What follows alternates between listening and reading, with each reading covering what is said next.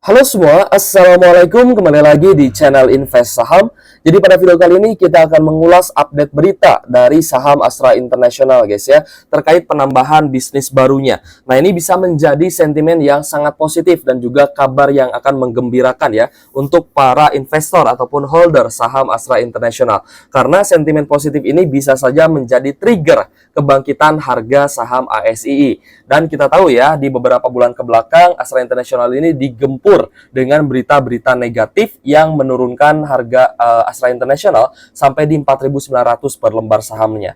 Nah, lalu kita akan bahas juga terkait kisi-kisi dividen dan usulan dividen ya dari manajemen perusahaan Astra International dan juga LPPF. Ya, kemarin sempat kita bahas juga LPPF, tapi karena saya sudah menemukan ya informasi terkait kisi-kisi dividen dari manajemen perusahaan, kita akan bahas juga dividen LPPF pada video kali ini. Dan untuk BBRI mungkin kita akan skip ya, karena BBRI ini kan sudah bagi dividen, jadi tidak perlu kita bahas kembali. Nah, sebagai gantinya saya akan membahas juga terkait salah satu saham yang akan right issue, tapi masih ada hubungannya dengan anak usaha Astra International. Ini akan sangat menarik guys ya, semoga saja ini bisa menjadi awal ya dari kebangkitan saham ASII. Nah, yang pertama kita akan update berita terlebih dahulu, di mana Astra International akan menambah unit usaha di bisnis kendaraan listrik. Dilansir dari kontan.co.id, PT Astra International Tbk atau ASI berencana menambah unit usaha mengembangkan ekosistem kendaraan listrik. Ada 11 kegiatan usaha yang akan ditambah oleh Astra International untuk memuluskan pengembangan bisnis kendaraan listrik. Untuk mengembangkan ekosistem kendaraan listriknya, Astra International dalam keterbukaan informasi di Bursa Efek Indonesia menjelaskan jika ingin menjalankan usaha tambahan berupa penyediaan jasa electric vehicle charging station. Nah, ini perlu kita garis bawahi ya guys ya. Penyediaan jasa EV charging station, lalu ada EV swap battery station atau biasa digunakan untuk motor listrik ya guys ya. Lalu ada reparasi baterai EV, pengumpulan baterai EV, dan aktivitas penunjang lainnya. Sehubungan dengan hal tersebut, sesuai dengan ketentuan yang berlaku, Astra International perlu melakukan penambahan kegiatan usaha. Dalam keterbukaan informasi di BI menjelaskan ya guys ya, untuk Astra International ini merupakan bentuk ya mendukung transisi elektrifikasi di industri otomotif. Ya, di mana Astra International juga sudah menjual 6 model mobil baterai EV dan juga ada 13 model hybrid EV ya guys atau HEV di Indonesia atau hybrid electric vehicles. Kendaraan tersebut menggunakan merek Toyota, Lexus dan juga BMW. Selain itu, Astra juga menjual sepeda motor listrik atau IM1 melalui merek Honda ya guys ya. Nah, ini motor listrik IM1-nya menggunakan merek Honda. Nah, jadi untuk di Indonesia sendiri ya, pabrik baterai EV ya guys, itu sudah mulai digarap ya, sudah mulai beroperasi juga. Salah satunya yang sudah beroperasi adalah pabrik Hyundai ya, pabrik mobil baterai EV ya dari Hyundai. Jadi kita melihat ya guys ya, adanya penyediaan jasa charging station dan juga battery swap yang akan yang akan digarap oleh Astra International ini. Semoga saja bisa menjadi sentimen positif untuk mendongkrak kembali sehingga harga saham ASI ini bisa rebound lagi dan bisa kembali uptrend guys ya. Dan ini akan menguntungkan kita para investor dan juga holder saham Astra International yang ibaratnya kita sudah bersabar gitu guys ya di beberapa bulan ke belakang dengan gempuran berita-berita negatif seperti itu. Nah, jadi untuk Astra International ini adalah salah satu saham yang sebenarnya sahamnya bagus gitu guys ya, tapi karena adanya berita-berita negatif ya dari Toyota Jepang lah atau dari Daihatsu lah ya, ini menyebabkan harga saham Astra International turun dari level 7.000-an ya guys ya, sempat menyentuh level 7.000, ini turun sampai di 4.900. Tapi secara fundamental Astra International ini sebenarnya tidak ada masalah apapun. Secara valuasi juga ini lebih murah ya, karena harga sahamnya juga turun. P ratio di angka 6 kali, otomatis P ratio-nya masih sangat menarik. Dan PBV juga masih di angka 1 ya guys ya, yang berarti PBV-nya juga masih under value. Sedangkan dari sisi net income ini mengalami kenaikan yang sangat signifikan. Naik dari 28,9 triliun di tahun 2022 ya menjadi 33,8 triliun di tahun 2023. Nah, besaran net income ya yang mengalami kenaikan yang sangat signifikan ini akan tercermin terhadap EPS-nya. EPS ini kita gunakan nanti untuk menghitung besaran dividen yang akan dibagikan oleh Astra International. Jadi untuk EPS-nya ini juga mengalami kenaikan ya dari Rp714 per lembar saham menjadi Rp835 per lembar saham. Nah, makanya saya sangat menitik beratkan ya dalam menganalisa sebuah saham dari sisi fundamental. Hal yang pertama akan saya perhatikan adalah dari sisi laba bersih. Lalu dari sisi dividen gitu guys ya. Kita cek laba bersihnya dulu baru kita cek dividennya. Apakah dividennya besar atau tidak, lalu apakah EPS-nya ada kenaikan atau tidak. Nah, ini karena sangat berkorelasi ya guys ya, sangat ada hubungannya erat lah ya dengan imbal hasil atau dividen yield yang akan kita terima nantinya. Dividen yield atau pembagian dividen ya atau imbal hasil dari dividen ini juga ada kaitannya dengan kenaikan harga saham. Jadi semakin net income-nya mengalami pertumbuhan ya, semakin besar net income maka semakin besar juga EPS-nya. Ketika EPS-nya besar maka ada potensi pembagian dividen jumbo. Nah, ketika ada pengumuman atau kisi-kisi dividen jumbo maka harga saham itu bisa terkerek atau bisa terdongkrak gitu guys ya. Ini kan menjadi keuntungan ya untuk kita ya para investor yang fokus di saham-saham yang rutin membagikan dividen seperti itu. Nah, jadi untuk Astra International ini masih di harga 5.375 per lembar saham ya di hari Jumat kemarin, dan kita melihat ini sudah ada tanda-tanda rebound kembali ya. Sebenarnya sudah ada tanda-tanda bullish reversal guys untuk saham Astra International guys ya. Astra International ini dia sempat turun ke 4.900, lalu dia ya perlahan-lahan naik ya, sempat menyentuh di 5.400 juga sebenarnya, tapi dia mulai sideways nih ya. Turun itu paling ya ke 5.075, 5.100 gitu guys ya, lalu bisa bangkit kembali. Nah, fase konsolidasi ya di area bawah ketika sebuah saham sudah mengalami penurunan, ini bisa kita kategorikan sebagai area akumulasi. Jadi investor besar ataupun investor asing ya, ini melakukan akumulasi di area saat sideways di area bawah seperti itu guys. Jadi teman-teman perlu perhatikan ya. Apa langsung aja nih kita buka ya, kita buka aja deh ya. Kita buka aja guys ya datanya di sini ya untuk Astra International. Kita mulai melihat adanya akumulasi itu sejak di tanggal 8 Maret ya. Sebenarnya di tanggal 6 Maret juga ada akumulasi ya. Ada akumulasi tapi tanggal 7 ada distribusi. Nah, mulai gencar diakumulasi itu sejak tanggal 8 Maret guys. 8 Maret, lalu tanggal 13, 14 ya. Ini ada akumulasi yang lumayan cukup besar. Lalu tanggal 15, 18 ada distribusi. Nah, ini sideways biasanya ya seperti ini. Lalu tanggal 19 ya, 19, 20, 21 ini kembali diakumulasi dengan nominal yang cukup besar guys ya. Di sini akumulasinya cukup besar ya, value-nya, volumenya juga cukup tinggi. Nah, di tanggal 22 kemarin ya, hari Jumat guys ya, ini ada sedikit distribusi.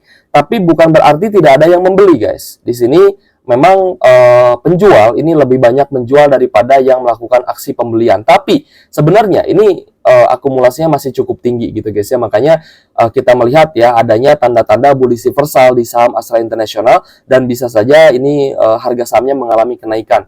Nah, begitupun kalau misalnya teman-teman mau melihat ya dari sisi teknikalnya juga sama gitu guys ya.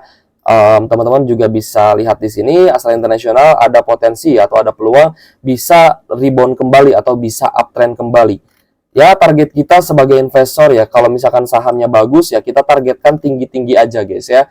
Kita targetkan aja sampai nanti RUPS ya, RUPS-nya di tanggal 30 April.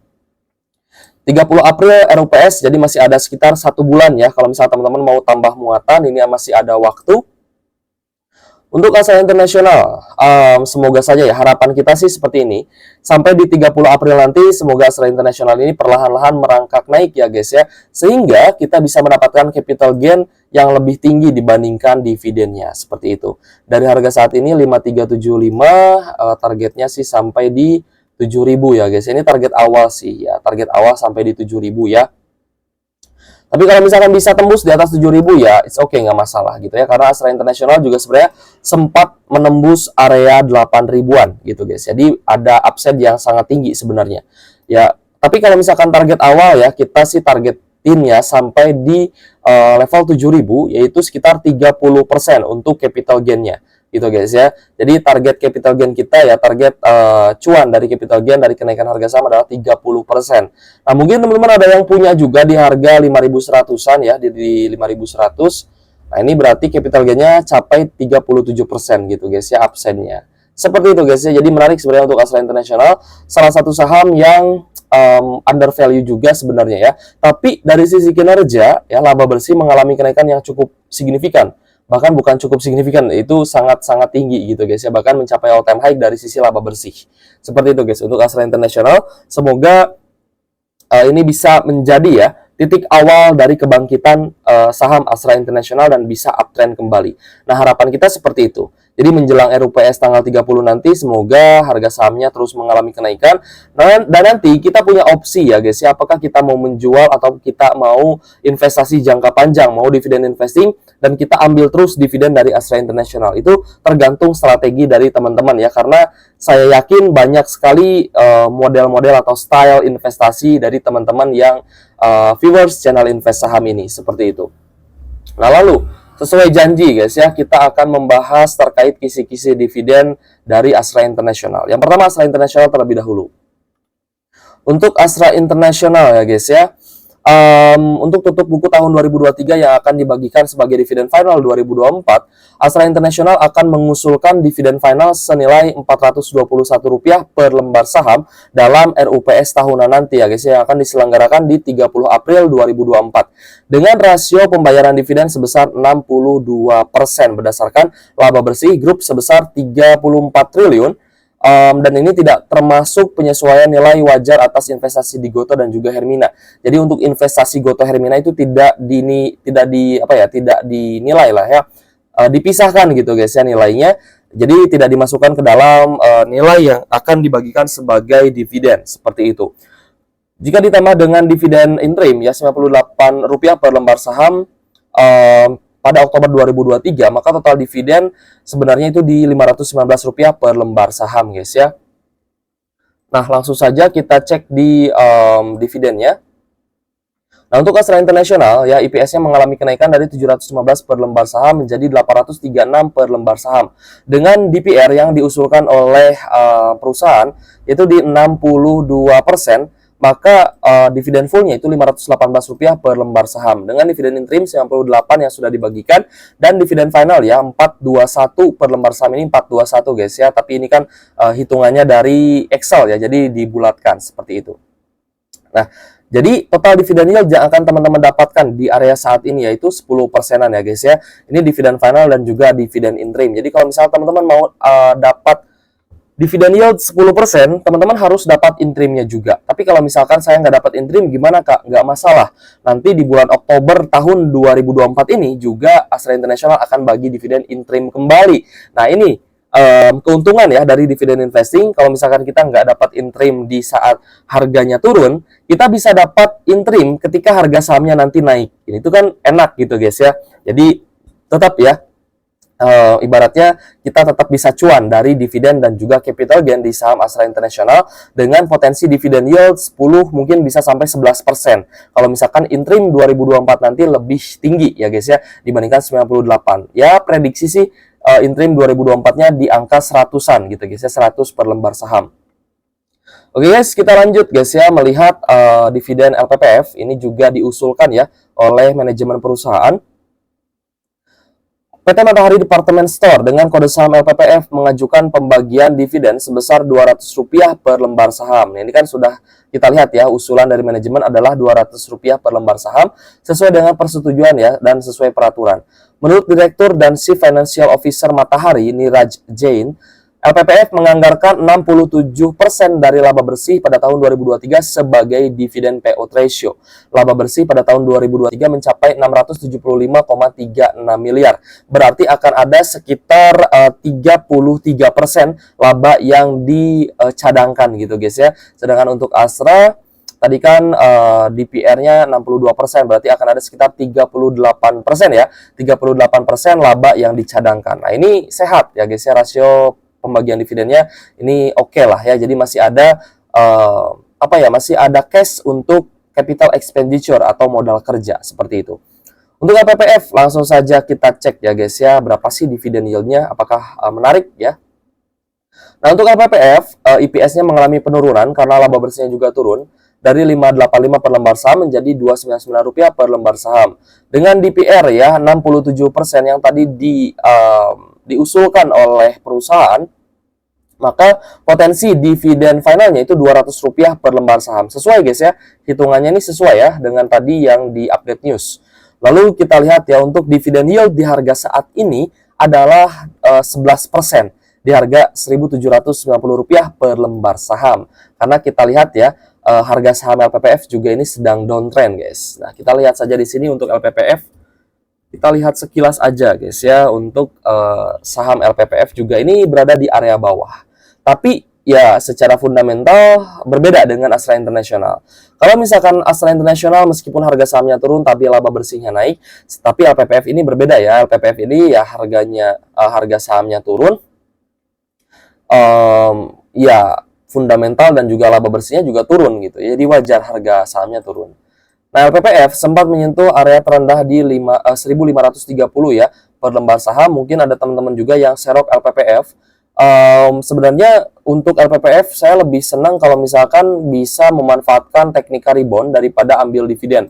Karena ketika ambil dividen dan kinerjanya belum naik, ini kita berpotensi akan nyangkut atau terjebak atau floating loss di saham LPPF ya. Nah, kalau misalkan kita bisa memanfaatkan area teknika rebound, ini sudah ada kenaikan 52% guys ya di Desember 2023 sampai di Januari 2024. Ada kenaikan 52%. Jadi sebenarnya lebih menarik teknika reboundnya seperti itu. Mungkin bisa kita cari sekitar 40-50% ya guys ya, keuntungan dari capital gain di saham LPPF ya, karena LPPF juga ini akan bagi dividen kembali guys ya. Nah, jadi untuk LPPF ini sendiri sebenarnya menarik dari sisi dividen, hanya saja lebih bagus kalau misal teman-teman bisa memanfaatkan area teknika reboundnya. Kita cek LPPF ya guys ya. LPPF ya sebenarnya di tanggal 21 hari Kamis ini terlihat ada akumulasi dari investor asing, tapi di hari Jumat ternyata masih ada distribusi ya guys ya. Nah, teman-teman perhatikan ini tanggal ya, beberapa bulan ya guys ya, beberapa bulan sebelum tanggal 21 ini terus didistribusi. Jadi harga sahamnya memang downtrend terus ya guys ya untuk LPPF. Nah, jadi berhati-hati untuk teman-teman yang mungkin mau masuk di LPPF, tetap ya guys ya, harus ada money management dan juga kita coba mencari area teknika reboundnya untuk kebangkitan harga saham LPPF itu sendiri. Nah, kita sudah bahas dividen dari LPPF ya. Di sini berpotensi bagi 11%. Ya, untuk yang 15% ini kalau misalkan LPPF bagi DPR sesuai dengan tahun sebelumnya. Tapi kan ini berbeda ya, karena sudah ada usulan juga dari ada usulan dari manajemen perusahaan. Jadi DPR-nya sudah pasti di angka 67% gitu guys ya. Jadi ini adalah angka yang fix ya, Rp200 per lembar saham dengan dividen yield di harga saat ini adalah 11%-an gitu guys. Nah, yang terakhir kita akan coba update ya terkait dengan salah satu saham yang akan right issue dan ternyata sudah ada buyer potensial gitu guys ya, yaitu terkait right issue-nya NCKL ya guys ya. Nah, respon NCKL di tengah kabar masuknya Glencore dan United Tractors. Sebenarnya ada satu lagi. Nah, kita akan coba baca aja di sini guys ya, update beritanya dari porostimur.com. Manajemen PT Trimegah Bangun Persada Tbk NCKL buka suara terkait kabar akan masuknya 3 perusahaan dengan menyerap saham right issue. Jadi ada 3 perusahaan yang akan menyerap right issue-nya NCKL. Nah, perlu teman-teman ketahui, NCKL melakukan right issue atau mencari pendanaan ya dari right issue itu untuk bisnisnya, untuk pengembangan bisnis, untuk ekspansi bisnis, bukan untuk bayar hutang. Ingat guys ya. Nah, right issue itu sangat ditentukan dari penggunaan dananya. Sama juga halnya dengan TPMA. TPMA itu penggunaan dana right issue-nya untuk membeli kapal, untuk ekspansi bisnis. Nah, makanya harga sahamnya juga bisa bangkit lagi guys ya untuk saham TPMA. Meskipun ada berita-berita yang mana right issue-nya TPMA itu besar gitu guys ya, bisa terdelusi hingga 30%. Tapi sebenarnya saya lebih tertarik dengan right issue-nya NCKL nih guys. Apalagi kalau misalkan nominal right issue-nya itu di atas harga saat ini. Yang berarti harga sahamnya akan dikerek naik ya. Teman-teman tahu nggak alasannya kenapa? Nah, ini menarik guys ya, fakta ya, dari right issue yang sudah terjadi di beberapa saham ya, contohnya saham PANI dan saham-saham lainnya yang menggelar right issue. Jadi gini guys, right issue itu kan untuk menggalang dana, untuk ekspansi bisnis gitu guys ya. Nah, untuk ekspansi bisnis berarti niatnya positif.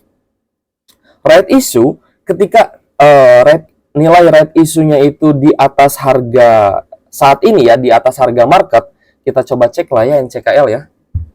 NCKL. Ketika right issue di atas harga market, ya ini tentunya akan gagal, akan batal kalau misalkan right issue-nya itu tidak terpenuhi ya. Jadi tidak ada yang nebus right issue-nya, otomatis right issue-nya gagal karena berada di atas harga pasar.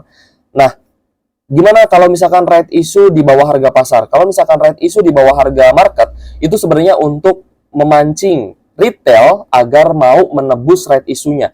Tapi konsekuensinya adalah harga sahamnya akan turun ya. Akan turun di bawah harga saat ini, yaitu mengikuti harga teoritisnya. Seperti itu. Nah, tapi ketika sudah ada buyer standby, ketika ada perusahaan besar yang mau untuk membeli saham right issue, ya guys ya, yang ada di atas harga pasar saat ini akan mengerek harga sahamnya di atas harga right issue. Paham guys ya? Nah, kita coba cek NCKL lah ya.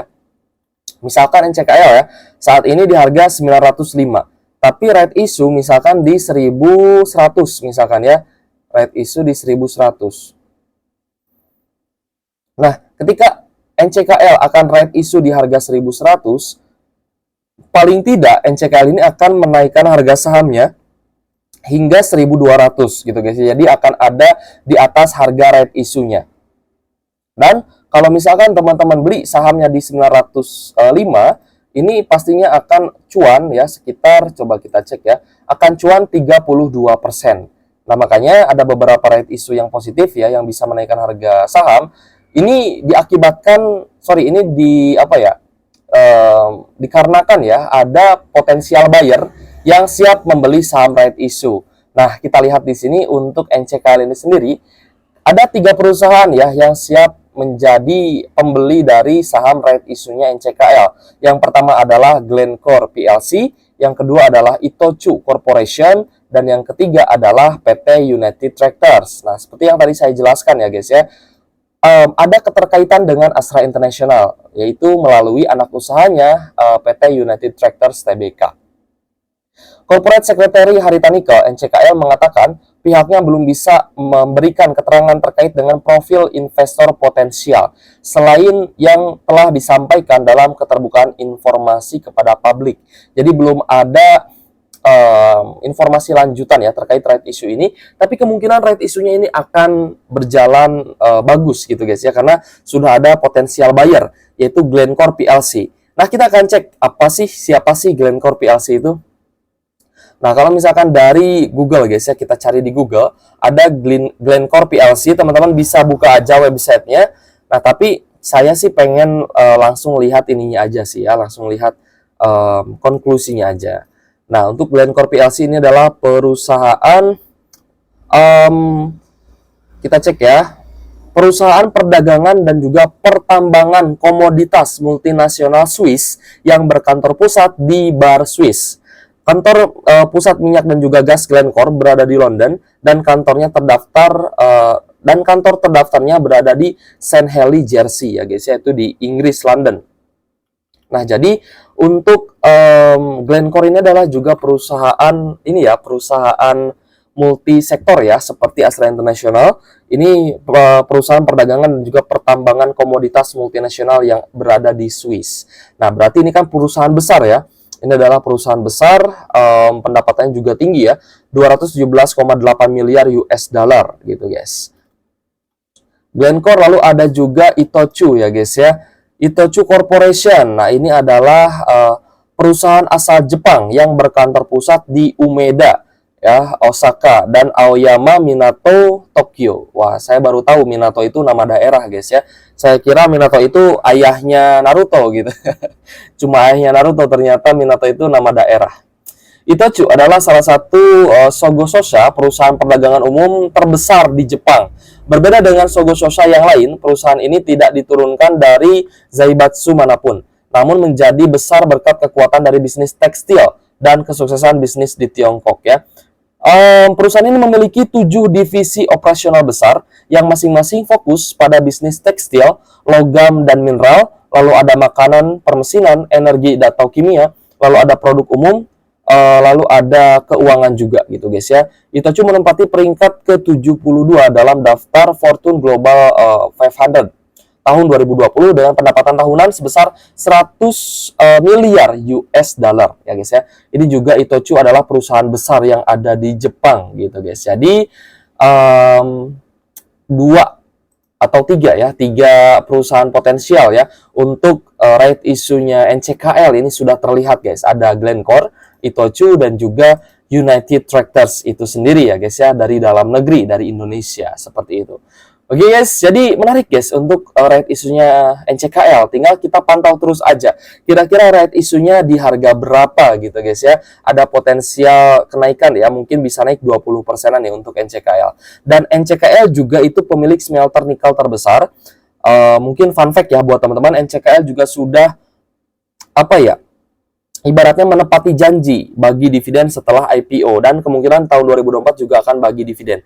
Ya meskipun dividennya kecil tapi tetap ya guys ya, dari sisi prospek bisnis ternyata NCKL ini right isunya sangat potensial seperti itu. Nah, kita sudah bahas ya 3 saham, yaitu Astra International dari sisi penambahan unit usaha baru, yaitu di bisnis kendaraan listrik ya, akan membangun charging station untuk electric vehicles dan juga EV swap battery ya guys ya, untuk motor listrik seperti itu. Jadi menarik sebenarnya untuk Astra International, LPPF dan juga NCKL yang tadi sudah kita jelaskan ke teman-teman.